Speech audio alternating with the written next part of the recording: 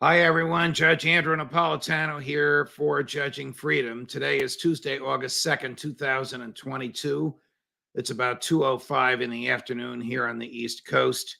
My guest today really needs no introduction. He is our go-to guy on military, diplomatic, and intelligent matters, former UN weapons inspector, not former Marine, because you're always a Marine, Scott Ritter. Scott, it's a pleasure. Welcome back to the show. Thanks very much for having me. So we have a lot to talk about. We have Mrs. Pelosi in China. We have al-Zawahiri being assassinated in Kabul, and we have whatever's going on in Ukraine. Let's start with Mrs. Pelosi. What does she gain, if anything, by going? And is how much of a bee in the bonnet is this to President Xi and the Chinese leadership? Well, I think we need to make it clear that the only person supporting Pelosi's trip was Pelosi. The State Department was not supportive of this. The Defense Department warned against this, and even the president tried to dissuade her from going to Taiwan. So this is purely about satisfying Nancy Pelosi's ego. It's not furthering American interests, and in fact, I would say it's actually fatally harmed the relationship between the United States and China. There is a very fatally, I believe, fatally. This is China, I believe, will invade Taiwan in the near future. I hope I'm wrong on this, but I'm taking a look at the unprecedented size of these military exercises that China is initiating 360 degrees around Taiwan. The fact that they've mobilized 40 brigades. Roughly how many troops, how many soldiers in 40 brigades, roughly? 40 brigades around would be, if you look at 5,000, that's 200,000 troops. Wow. 200,000 troops in Chinese troops in war games in preparation for an invasion of Taiwan. And remember, China elevated its defense status to level 2, which is one step below total war. So I don't think the Chinese are bluffing. There's a lot of people who are, poo-pooing the Chinese, saying, "Oh, they talked a big game, but they let her plane land." Really, you wanted China to shoot down Nancy Pelosi and get into a direct fight with the United States? No. What China's going to do is let Pelosi leave, let the United States withdraw, and then attack Taiwan, forcing the United States to make a decision whether or not it wants to commit to a war with China that's unprovoked. But the Chinese, look, they have given unprecedented levels of warning, to Jake Sullivan, to Tony Blinken, to Lloyd Austin, and to the president, where they basically warned that there would be serious consequences, and they were ignored. This reminds me of the warnings that Russia gave Biden and everybody else in the lead up to the Ukraine operation, where they said, if you ignore us, there will be a military technical response. We now know what that was. And I believe China isn't bluffing. I don't think China can back down from this, because constitutionally, they can't allow anything to transpire that encourages independence in Taiwan. And Pelosi is doing just that. I mean, this is a fatal blow to U.S.-Chinese relationships, and I believe has her trip, and she is there as we speak, as far as you know, accelerated their military plans? Question one. Question two, do we still have men and military in Taiwan? First of all, we may have a dozen or so special forces and Marines there doing low-level training, but we do not have a significant military presence in Taiwan, not one that would deter China. And there's no doubt that what she has done has accelerated. It's not just accelerated China's buildup. China has had these plans in place for years. It's not like China suddenly woke up and said, "Oh my God, we have to do something about Taiwan." Her trip has caused the Chinese to implement their Taiwan invasion plan. Does the President of the United States, who said as recently as 4 months ago, we will, this is his word, Scott, forcefully defend Taiwan, is he aware of what you have just told me and our viewers? Well, I mean, he's been briefed. Whether or not he's aware is a question I can't answer. But he has been briefed by the Pentagon on the reality of China's military capabilities. Look, every year the Pentagon does a war game about Taiwan, and we lose every year. There's no set of circumstances in which we win. We don't have the force structure. We don't have force composition. We don't have the force posture to meaningfully prevent China from invading and occupying Taiwan. The only thing we have is nuclear weapons, and God forbid anybody start talking that kind of nonsense. I'm going to guess it's inconceivable that we could amass enough of a force on Taiwan to resist the Chinese military. I'm also going to guess that there would be no stomach for this among the American people. We have no prepositioned stocks in Taiwan, so any troops that we deployed would have to be accompanied by their heavy equipment, and that's not going to come in by airplane. That's going to come in by ship. General Berger, the commandant of the Marine Corps, when he came into office, basically said, "Look, the Marine Corps can no longer guarantee the Secretary of Defense or the President that we can implement the National Security Plan because we are married to a legacy plan that has Marines embarked on ships that will be sunk before they get to any hostile shore." That's just the fact. So if we try to sail our ships, our fleet, towards Taiwan in an act of war, in preparation for war, as part of war, the Chinese will simply sink every ship that we send in there. And we know this. I mean, this is why I sort of chuckle when we put a carrier battle group in there, because the admiral in charge of that carrier battle group, he knows what I know. He knows that the closer they get to China, the less likelihood they are coming home if there was an actual war. All right. So I'm going to assume that this is not a case like Iran where Ukraine, where the intelligence community is sugarcoating what they're saying to the president because they're telling him what they think he wants to hear. I am assuming that the intelligence community or whoever advises him in a detailed way, what you have just told us in a summary way, is telling him the truth rather than what they think he wants to hear. I don't know, because there's a difference between what I just said about the military capability of China and how the intelligence community will spin the political intent of China. I believe that we have too many Chinese experts who are too preoccupied with interpreting the definition of the Chinese word for face, because they're into face saving, etc., and not paying any attention to the actual words of the Chinese government. There's too many people that believe China is bluffing, that China will never follow through. I think they're wrong. I think the day of the bluff is over. I think China's about to follow through, and I don't think the president's being told this by the intelligence community. Why do you think Mrs. Pelosi is doing this? Does she have, and I know this is a little off from your field of military and history and intelligence, does she have, she's 80 years old. I mean, did she have some long game, long-term political game that she's playing here? No, I think this is short-term legacy game. We know that what she's doing is not approved by the State Department. We know that what she's doing is not supported by the Defense Department, and we know that the White House isn't supportive of this either. So this is purely a Nancy Pelosi-driven initiative. And remember, she's not a decision maker. She doesn't make policy. She doesn't execute plans. This is purely political in nature. This is a woman who's looking at the reality that the Democrats are going to be voted out of office come November, that her tenure as the Speaker of the House is over. And I think she's trying to create a legacy moment that puts her down in history as the greatest Speaker of the House of Representatives that ever existed.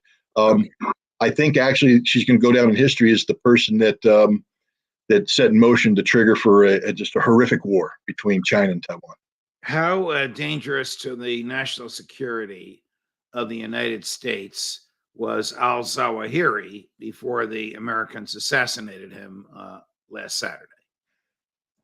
Look, I'll start by saying this. If you commit an act of terrorism against the United States, we will hunt you down and kill you. I think every president, Republican and Democrat, has said the same thing. And so no tears should be shed for al-Zawahiri's death. We should celebrate the moment. A terrorist who inflicted immense harm on the United States has been brought to justice. It's 21 years too late.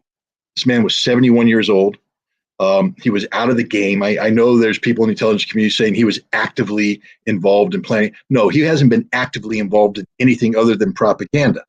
Am I glad he's dead? Yes. Is this a game-changing moment? No. Let's not forget that he was killed in Kabul, which is currently under Taliban control, because we were defeated in our 20-year war in Afghanistan and forced to withdraw under extremely embarrassing circumstances just last summer. So this doesn't change that reality. We still lost the war in Afghanistan. Al-Qaeda still exists. The Taliban is in power. Al-Zawahiri, good. He's dead. It doesn't change anything, except it makes us feel better. Could we have captured him and put him on trial? Now, before you answer that, you probably know my view, which is that the last thing the government wants is somebody like that in a courtroom telling a jury who was really behind 9/11. But the $25 million bounty on his head was to capture him. They're not going to give the bounty to military guys or to CIA guys. Could we have captured him and put him on trial? He was a much more difficult target given where he was located. We could have captured bin Laden and put him on trial. 100% certainty. We had bin Laden captured. The SEALs were on orders to kill him. But had they been on orders to capture him, he was a prisoner. We had him. He posed no threat. We murdered him. Now, again, I'm not shedding any tears, but he was an unarmed man on the third floor. The SEAL came in. He posed no threat, but the SEAL killed him because that's what the SEAL was ordered to do. He was not to come back alive. Here he was an unarmed man, even older than bin Laden, on the third floor, on his balcony at 6 o'clock in the morning, saying his prayers, posing no threat at the moment. Couldn't the SEALs have surrounded that house and captured him? Look, I'm not going to get into, doing the business of special operations forces. I will tell you that there's some very creative people who would have come up with very creative plans to do just that if that was the intent of the United States. Our special operations forces are the finest in the world, and they are capable of doing miraculous things given enough accurate intelligence and enough time to plan. So could we have done this? I'd like to believe we could have, but there was no way we were going to do it because our job isn't to tell the truth about 9/11. Our job is to score political points by, murdering or killing the people that. Again, I don't like to use the word murder because he was a terrorist and he deserved everything he got. And fortunately, we didn't kill any non-combatants around with him. But did you hear the president's 10, 12-minute talk last night? I did. Yeah, so I did too. And he sounded more like George Bush than Barack Obama. Yeah, He sounded more like George W. Bush than he sounded like himself. Yeah, no, this was a made-for-TV moment. Let's be clear. This trigger could have been pulled on al-Zawahiri for any time in the past months. The decision to kill him was made apparently on July 1st. So we're talking about, this isn't like, intelligence being developed right now. We have to act right now. This was a decision made a long time ago. And the president made a political decision. This wasn't an operational decision. This was a political decision. The timing was purely political. And I believe that the timing was to distract from what Nancy Pelosi's doing. I agree with you as well. And I think she delayed her landing in Taiwan until this news cycle had run its course. Yeah, it was amazing because we're looking at, yeah, you're right, but still watching the mainstream media as her plane's moving into land and China's flying airplanes around and everybody's wondering what the heck's going on. The media is still leading with Zawahiri. I will make this prediction: we won't be talking about al-Zawahiri this time next month. We'll be talking about Taiwan once President Xi follows through on his plans and his threats. What is the latest in Ukraine? We are hearing that President Putin is attempting to Russianize by introduction of the ruble and the Russian language and a variety of other things. Is that your talk? Well, I mean, first of all, we need to understand that the territories that are under Russian control right now have to be administered by somebody. There's civilians who live there. The Ukrainian government has balked at this. They've cut off gas, they've cut off pensions, they've cut off everything. And so it's up to Russia to step in and manage, as they should and as they're required to under the rule of law. So don't be surprised that when Russia seeks to administer a territory under its control, that it will do so with a Russian face, meaning the ruble, etc. Right. That to me is not the story. The biggest story that came out this week about Ukraine, in addition to the fact that we are approaching the culminating moment, the devastation being wreaked on the Ukrainian military. Even the Ukrainian journalists now are saying it's just stupid what's happening here. The slaughter is unreal. The battalions are being eliminated. Brigades are being eliminated on a daily basis. It's just bad for Ukraine. But the big news is the deputy of Ukrainian intelligence came out and said every time a HIMARS rocket is fired, it's directed by the United States. That the United States is picking every target. And is that now true? Yeah, it's definitely true, but the United States is denying it, creating this plausible deniability. But the fact of the matter is the HIMARS is viewed as a strategic asset. It's not just the targets that are picked, but the operational methodology. The HIMARS isn't pulled out of its cover until the U.S. is guaranteed that there's no aircraft or drones nearby. It's taken to a position picked by the United States for security with a withdrawal plan already picked out by the United States, and its target is selected by the United States. So tell me how this works. Are the people doing the selecting, doing the targeting, and doing the operating, the Americans doing this, are they in Langley, Virginia, or Poland, or Germany, or are they there on the ground in Ukraine? No. There's connectivity. I believe they're probably in Poland. They could be in Germany, but probably in Poland is part of a combined fusion cell. So there's Ukrainians sitting next to Americans. But the important thing here is if HIMARS was used, as Russia claims, to strike this prisoner detention facility, where 73, I think, Ukraine Azov regiment prisoners, Nazis, were killed by this HIMARS strike to silence them, to prevent them from testifying against the Zelensky government. That's a war crime of immense proportions. That means that the United States has now committed a war crime because we played a role in targeting a prison facility.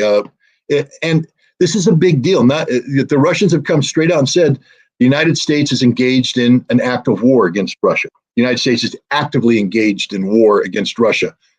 And I think the Biden administration needs to take a step back and understand what the possible ramifications of that is. And of course, what you've just told us, President Putin knows. Well, he's the one saying it. He's the one saying, you're at war with us. You can't deny it anymore. You're picking the targets. And remember, it's not just that we committed a war crime by attacking prisoners. We're picking the command and control targets. So we're the ones responsible for the killing of Russian colonels and generals. We're the ones responsible for the killing of Russian soldiers. I don't think too many Russians are happy about this. Let me summarize where we are. The Russians have regained and are retaining the portions of Ukraine which was their target. The Ukraine military is virtually devastated. The Americans are using American equipment and directing American equipment and shooting at renegade Ukrainian soldiers and Russian soldiers, and the Russians know all this. Where the heck is this? Where is this going to end up? It's going to end up, I think, either with a devastating defeat by President Zelensky, which won't be a voluntary surrender, or with the introduction of American troops. Well, fortunately, I think there's enough American senior military officers who recognize that introducing American troops is insanity.